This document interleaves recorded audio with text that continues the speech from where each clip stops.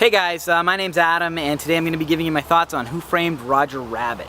Now, I was a little bit afraid going into this because this was my favorite movie as a kid.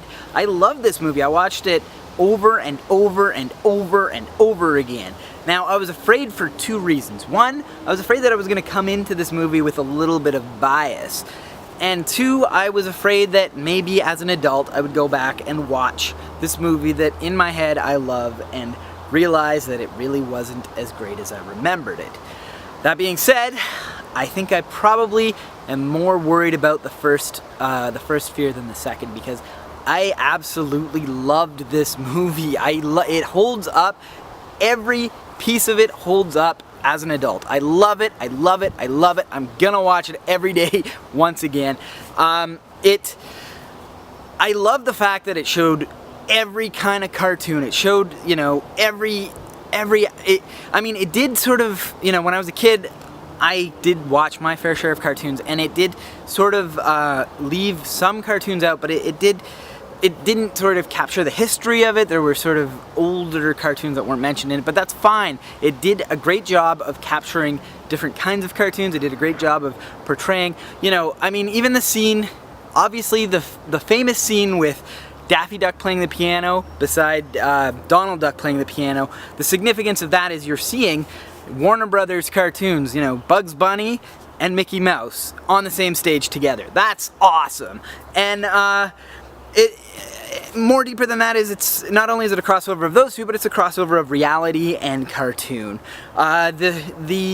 I remember when I was a kid, I saw this documentary on the making of it, and someone kept saying that, you know, when he grabs Roger Rabbit by the neck, if he had gone like this, the cost to fill in those fingers would be, you know, it would cost a fortune. And now that I'm kind of, you know, now that this software is sort of mainstream and everybody can get their hands on it, I sort of question if that was just sort of a tale to make people appreciate this movie. But whatever, they did that, and maybe it cost a fortune back in the 80s, probably, I don't know. But what I was most impressed with was the shadows. The fact that these characters are interacting with reality, and the shadows are there and present, and they're consistent. And another thing that I was I'm more impressed with is when they would interact with real objects. You know, sometimes you're sort of wondering, oh, did they just sort of crop that, you know, did they crop the handcuff in, or did they hold up a handcuff on a stick and sort of draw over it? I don't know. I just thought that was very impressive.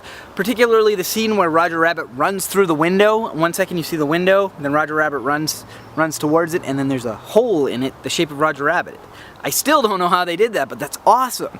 And yeah, I mean, as far as the theme, I had a hard time getting out of it any real theme. I think that obviously there's, you know, prejudice themes, the idea that just because someone that's similar to other people did something to you doesn't mean you should paint that brush of all people that are similar to that one person.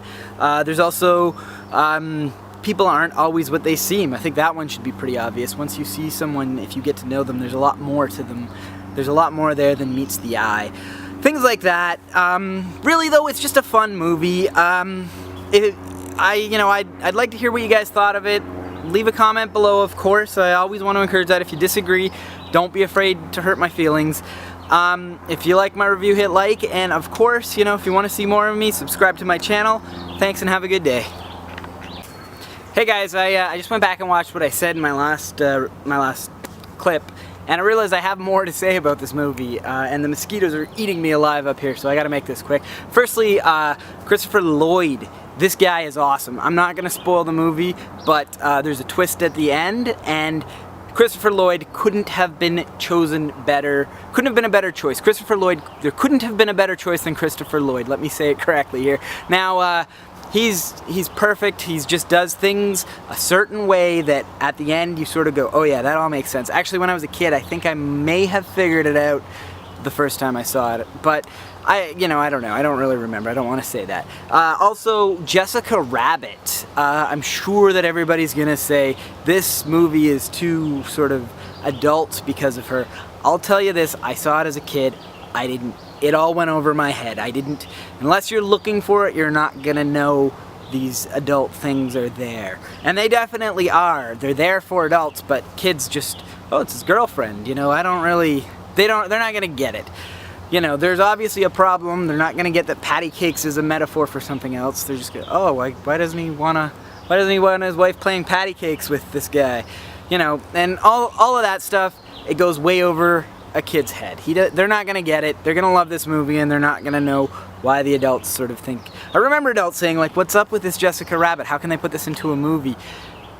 Trust me, kids don't see it. You point it out to them, maybe they will, but they probably won't. They still probably won't get it. Anyway, that's it.